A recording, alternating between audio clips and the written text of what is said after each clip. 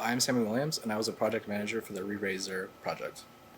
My name is Diego Zamora. I worked with Ross in this project, and I was in charge of improving and optimizing the task scheduling system for RE-RASSOR. My name is Zach Tapman, and I used ROS to help optimize the task scheduling system of RE-RASSOR. Hello, I'm Jordan of the RE-RASSOR Gold Team, and I worked on a front end for a rover swarm. My name is Jeremy Dantes, and I was in charge of the hardware integration for the RE-RASSOR project. So RE-RASSOR is to take NASA's Mega Razor and make a research and education version of it so that students like us and other researchers can go and 3D print their own body. They can get the parts they need for relatively cheap and use our open source software to put it all together. What our current goal was to take the open source software and put it on actual hardware so it can be out in the world and you can see it driving around, and we were tasked with improving the swarm function of the rover. One of the broader impacts that RE-RASSOR has is that because it's open source, it allows for contributions from all types of researchers and students and other programmers alike. This allows for NASA to take ideas that may start out in RE-RASSOR and scale them up into their own design in their own rovers. The other thing is that because RE-RASSOR is such a low-cost project, it allows for reproducibility, and other students and researchers can make their own razors and conduct their own individual research. So generally, most of our testing was done on Gazebo, which is simulation software. What we would do is we would have our changes and we would test them locally on a machine running the simulation.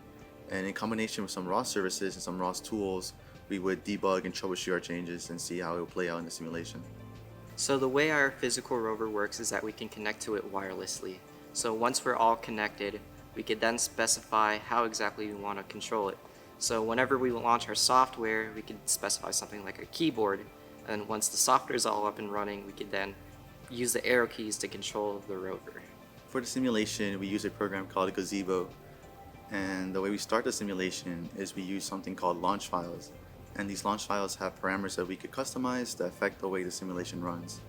For the task scheduler, it's a central task scheduling system, and this task scheduling system assigns the rovers and tells it what to do, the activities it does.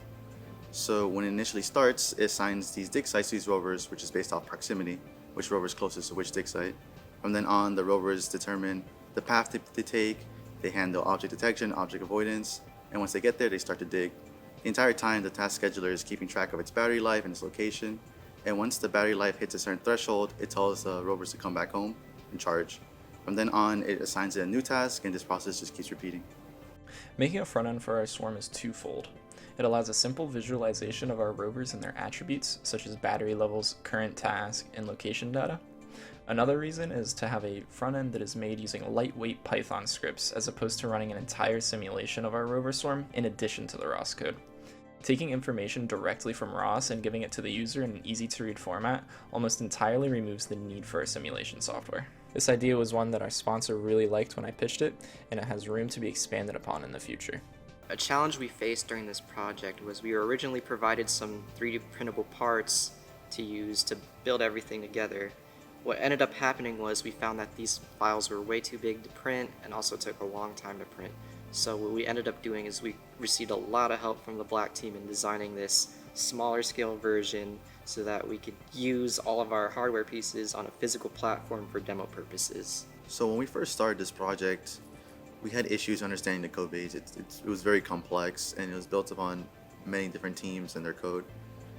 So what we did to overcome this is we would meet up with Daniel Silva, which was a previous team member of the Gold Team, and he would walk us through the code base over Zoom. He would help us understand the relationships of different parts of code. He explained to us how ROS worked, honestly. Initially, we had no idea. We never worked with ROS before, and he was a really big help to the team. One struggle that I think we all faced was learning how to work with ROS, Gazebo, and the existing code base and become competent enough to work on an actual rover.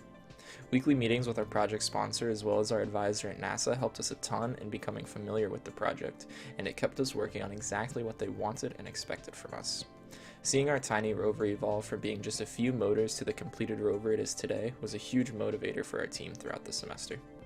Creating our rover and learning a handful of new technologies was a stressful experience, but was a good introduction to something that will be common in the industry. So how we process feedback from our sponsor was during our weekly meetups, we would present our ideas that we were going to try to accomplish for the next week, such as if we were working with a certain ROS package or if we needed to use a tool that we were not familiar with. We would tell him what we were trying to do, and he would most likely present us with another solution or send us a link to go learn somewhere. An example would be at the beginning of this project, none of us had ever really worked with ROS, so he walked us through all the different tutorial websites and showed us which steps to start and what we would need to learn to start with the code base. We would have these weekly meetups where we would talk about our progress over the week and if we did anything. I feel like none of us want to let each other down. Like we wanted something to show off. So that was actually really motivational. We wanted to show something off to the team, like, hey, we did this. And that kept us in line. The biggest motivation for me was honestly the fact that we could use RE-RASSOR to create a robot that would drive by itself, do intelligent swarm functions by itself. I just thought that was cool to have software be built onto a robot and have it be something that I contributed to. Something that kept me motivated while we were working on this project was knowing what our end goal was. And given that we were able to accomplish that and have this little rover piece together and working was extremely satisfying, and that was definitely something that kept me moving forward. So the motivation for wanting to work on my part of the project was I always wanted to know what was going on across the board. I wanted to know what was happening in every part of the project. So the reason I wanted to become the project manager was so that I could constantly be in contact with all the other different projects, such as the different Florida Poly one, which they are designing a quarter-ton rover, and I thought that was very interesting. So I wanted to see their updates and then contact with the Black team and see how they're doing with their camera detection. So it was just very motivating to see it all come together from all the different teams.